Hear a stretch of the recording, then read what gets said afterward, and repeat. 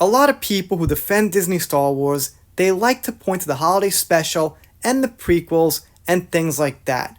The thing is, what they don't understand is having your own 2024 political nonsense in the films is different than selling to a younger audience. The prequels, let's face it, was geared towards a younger audience, at least 1 and 2 for the most part.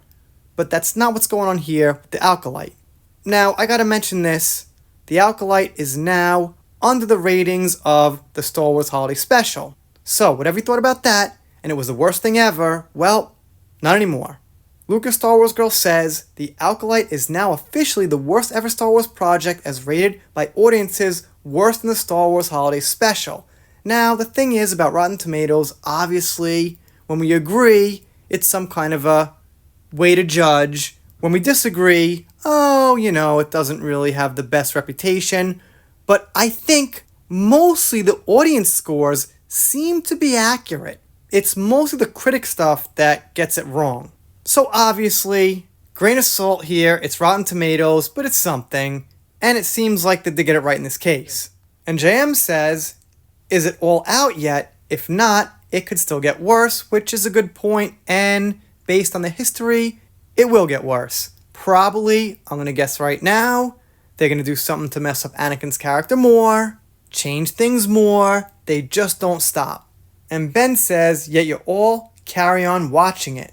This is just a global toxic fan op. None of these downvotes are valid. We've got people saying that kind of thing. Oh, they're fake, they're not real. Or the only people that go and downvote are the ones with no lives. But wait a minute. I thought it was the 40-year-old white dudes who've got kids and jobs and careers at this point who hated it, who don't like it. It's not like kids with nothing to do. It's not teenagers and college students and stuff like that. They're the ones that like the Disney Star Wars.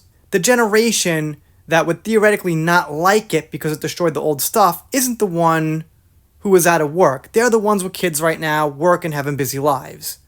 On the contrary, the ones who would, maybe still be living at home, have some free time and things like that, are the ones, theoretically, who like it and not upvoting.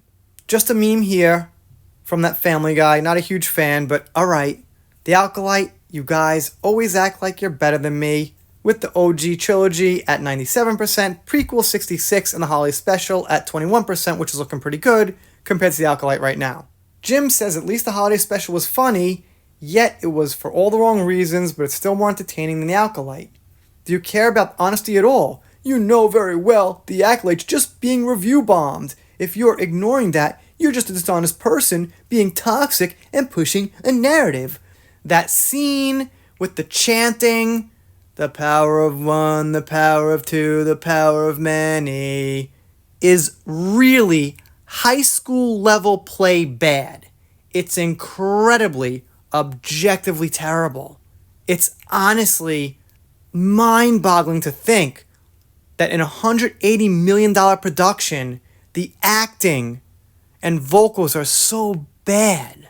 And when something's that terrible, it should be pretty much shunned and made fun of. Jacket says, I've seen the Star Wars Holiday Special twice, would watch it again rather than watch The Acolyte.